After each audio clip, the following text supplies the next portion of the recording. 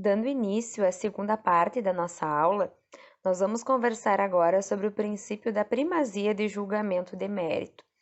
E este princípio ele vai ser trabalhado de uma forma conjunta com os princípios da razoável duração do processo, que também pode ser chamado de princípio da tempestividade da prestação jurisdicional, e com o princípio da preclusão. E isso por quê? Porque nós já conversamos em aulas anteriores que os princípios processuais, geralmente eles não podem ser vistos de forma isolada.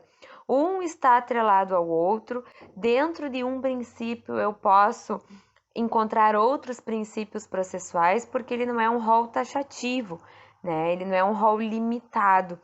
Então, por isso que alguns princípios como estes que nós vamos conversar agora, eles se complementam, melhor vistos de uma forma em conjunta do que isoladamente. E isso também foi a opção que o livro de vocês adotou. Então, o princípio da primazia de mérito. Inicialmente, é oportuno ressaltarmos o que é o mérito, né, que deve ser priorizado numa demanda judicial. Quando nós falamos em mérito, nós estamos falando do objeto de uma ação judicial. É o que ensejou a busca do Poder Judiciário para a resolução de um conflito, de um problema, de uma lide, tá? É o mérito da questão. Então, por exemplo, o João entra com uma ação de cobrança contra a Maria, na qual ele cobra o pagamento pela Maria de um valor de 10 mil reais. O mérito desta questão é verificar se efetivamente a Maria deve esses 10 mil reais ao João. Então, quando eu falo em princípio da primazia de mérito e princípio da razoabilidade, da razoável duração do processo, eu estou falando que o Poder Judiciário, em observância a estes princípios, ele deve, num tempo razoável, prestar a atividade jurisdicional visando satisfazer o mérito de uma demanda, tá? E isso é o princípio da primazia de julgamento de mérito atrelado ao princípio da razoável duração de processo. Esses princípios, eles estão previstos na Constituição Federal. Ela nos traz no artigo 5º, inciso 78, dizendo que a todos, no âmbito judicial e administrativo, são assegurados a razoável duração de processo e os meios que garantam a celeridade de sua tramitação. Aqui também nós podemos falar que, quando visamos ter num tempo razoável a satisfação do mérito de um processo judicial, nós estamos também falando do princípio da celeridade processual. Então, mais uma vez, um princípio atrelado a outro. E, além disso, o princípio da primazia de julgamento de mérito, ele consta no nosso Código de Processo Civil, no artigo 4º, que diz: as partes têm o direito de obter em prazo razoável a solução integral do mérito, incluída a atividade satisfativa. Então, aqui ele traz nitidamente esses dois princípios: prazo razoável. Em um princípio da razoável duração do processo, deve haver a prestação da atividade jurisdicional satisfativa, ou seja, primazia de mérito, primar pelo julgamento do mérito de uma questão, primar pela resolução de uma lide instaurada. Quando nós falamos do princípio da primazia de julgamento de mérito, nós podemos ter em mente que ele diz respeito às essas duas situações. Primeiro, a prestação jurisdicional deve ser tempestiva, ou seja, ela deverá se dar ao tempo de a lesão ser evitada, ou se o prejuízo já tiver ocorrido, ela deverá ressarcir em tempo razoável o jurisdicionado prejudicado. O que quer dizer isso? O judiciário, o poder judiciário, na pessoa do juiz, ele deverá prestar a atividade jurisdicional, ele deverá resolver um conflito, uma lide que foi até ele levada, fazendo com que seja evitada uma lesão, ou se já aconteceu essa lesão, evitar que outros prejuízos decorram dessa lesão. Exemplificando isso, imaginemos uma pessoa que recebeu a informação de que o nome dela está prestes a ser inscrito nos órgãos de restrição ao crédito em razão de uma dívida que não existe e ela tem documentação suficiente para comprovar que ela não contraiu essa dívida, tá? E ela leva isso até o Poder Judiciário e entra com um pedido liminar, com um pedido urgente. Então, o juiz, neste caso, ele vai ter que primar pelo julgamento dessa questão, ele vai ter que primar pela prestação jurisdicional, analisando a questão em um tempo razoável, a fim de evitar que ocorra uma lesão a essa pessoa. O que é a lesão nesse caso? A efetiva inscrição do nome dela de forma indevida nos órgãos de restrição ao crédito. Outra situação, imaginemos esta pessoa, só que ao invés, é o mesmo caso, tá? Mas o nome dela já foi inscrito de forma indevida nos órgãos de restrição ao crédito. E isso fez com que ela não pudesse contrair outros créditos que ela estava precisando naquele momento. Nesse caso, eu já tenho uma lesão, eu já tenho um prejuízo. Porém, o juiz vai ter que primar pelo julgamento de mérito, de modo a prestar a tutela jurisdicional, a proteção jurisdicional num tempo razoável para satisfazer a pretensão da parte, tá? Então, falando sobre isso, eu já falo sobre essa segunda situação, que nos diz que a prestação jurisdicional deverá ser satisfatória, primar pela efetiva resolução da lide. Quando eu falo nisso, eu falo de primazia de julgamento de mérito, e tudo isso deve acontecer num tempo razoável. Outra situação que eu trago para vocês é que, quando nós falamos em princípio da primazia de mérito e que isso deve se dar num tempo razoável, né?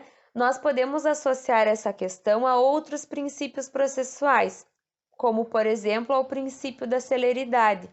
Por quê? Porque cabe ao Poder Judiciário, em tempo razoável, ou seja, num tempo célere, realizar uma prestação jurisdicional satisfatória.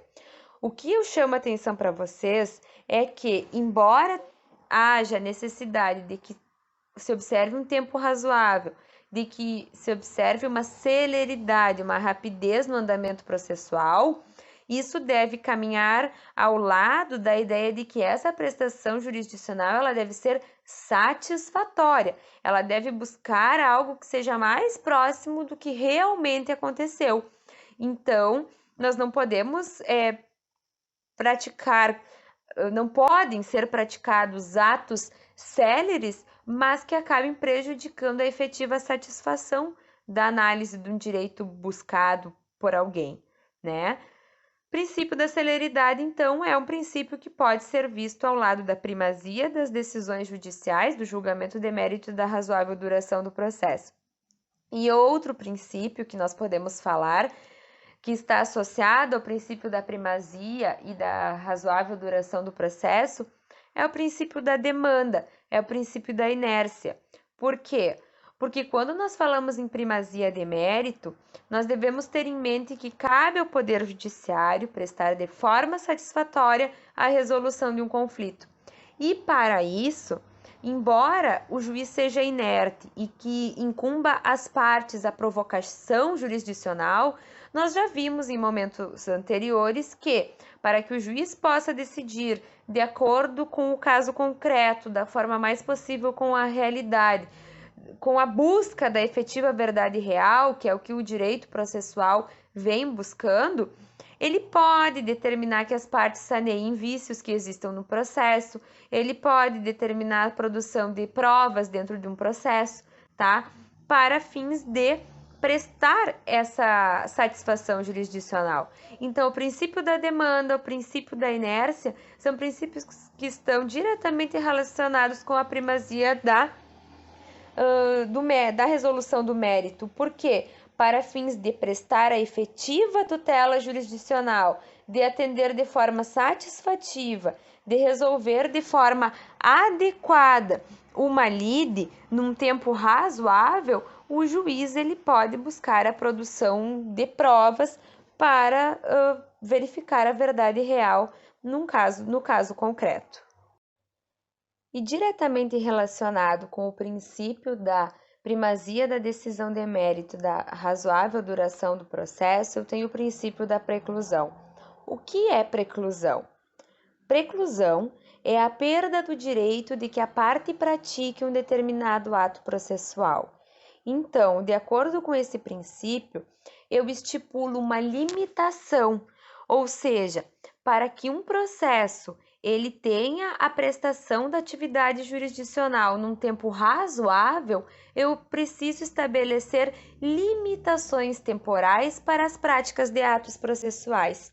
E com base nesse princípio processual é que a nossa lei processual, o nosso Código de Processo Civil, nosso Código de Processo Penal, estabeleceram prazos processuais a serem observados pelo juiz, pelo Poder Judiciário, pelos auxiliares da Justiça, a serem cumpridos pelas partes, a fim de dar efetividade à satisfação do mérito de uma questão, do objeto de uma ação judicial, num prazo razoável, de forma célere.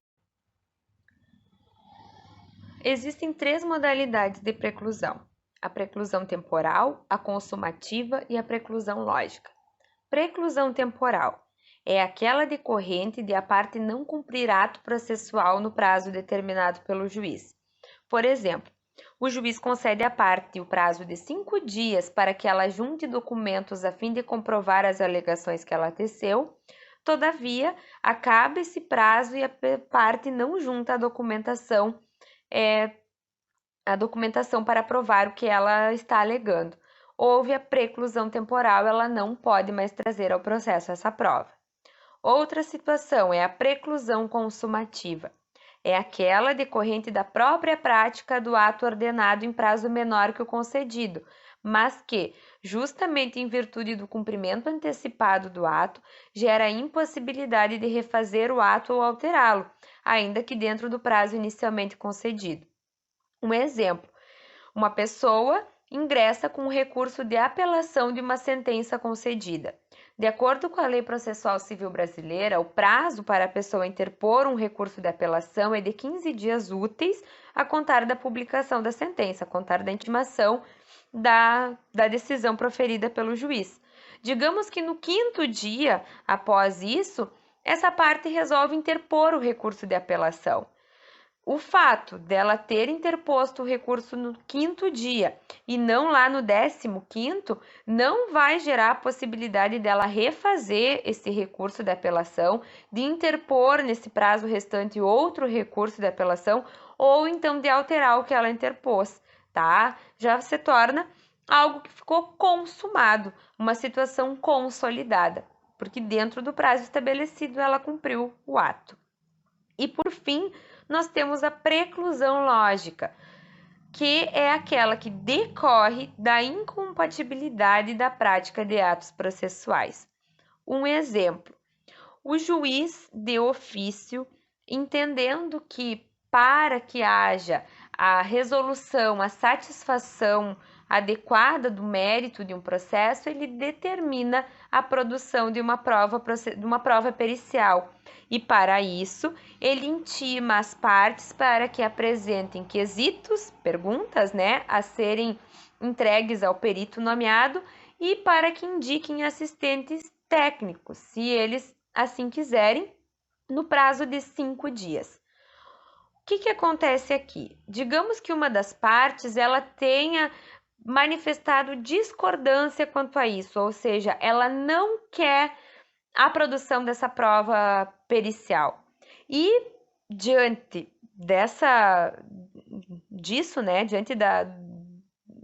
desse entendimento da parte de que não há necessidade da produção de prova, ela decide recorrer dessa decisão. E ela tem o prazo de 15 dias para recorrer dessa decisão. Porém, o juiz deu o prazo de 5 dias para que as partes apresentassem quesitos e para que as partes apresentassem assistentes técnicos. Nesse caso, digamos que essa parte cumpriu o prazo de 5 dias e indicou o assistente técnico e indicou os quesitos. Ela fazendo isso, ela está fazendo com que ela está manifestando a concordância com a prova. tá? Ela está manifestando a concordância com a prova pericial.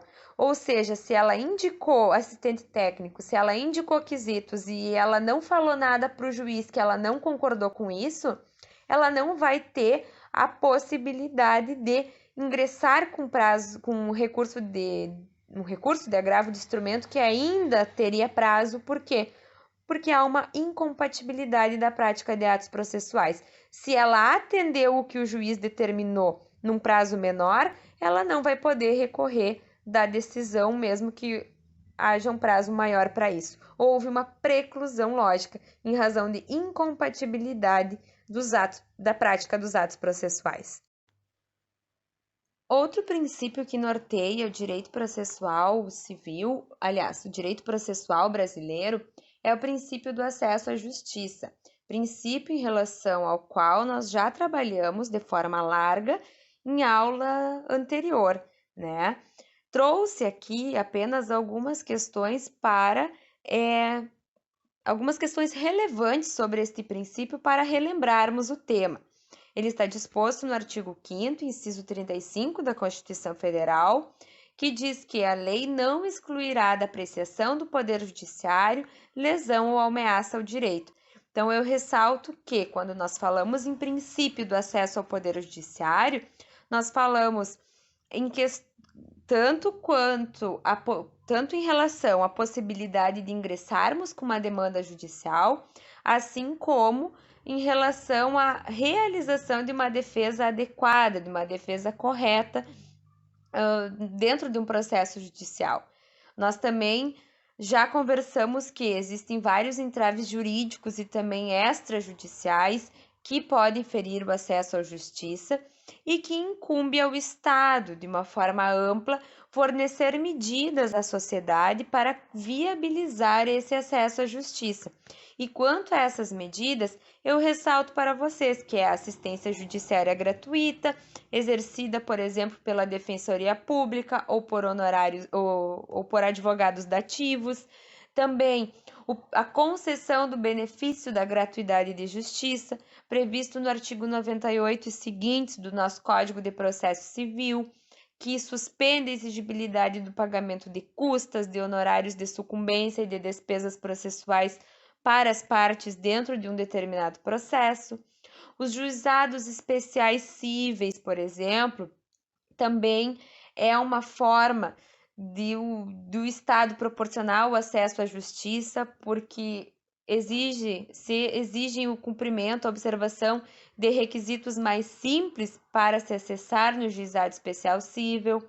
A questão da interposição de habeas corpus também pode ser visto como uma observação, um cumprimento do princípio de acesso à justiça, na medida em que, para apresentar um habeas corpus, pode ser feito por qualquer pessoa e ele não precisa ter uma forma específica, ele não precisa observar requisitos, como, por exemplo, para entrar com uma petição inicial no processo, eu preciso observar certos requisitos que a lei dispõe, e no habeas corpus não, ele é de forma livre, né? Como está protegendo a liberdade, visa facilitar o acesso à justiça. Então, essas são algumas questões apenas para relembrarmos o acesso à justiça e peço que vocês leiam com atenção as informações constantes no vídeo.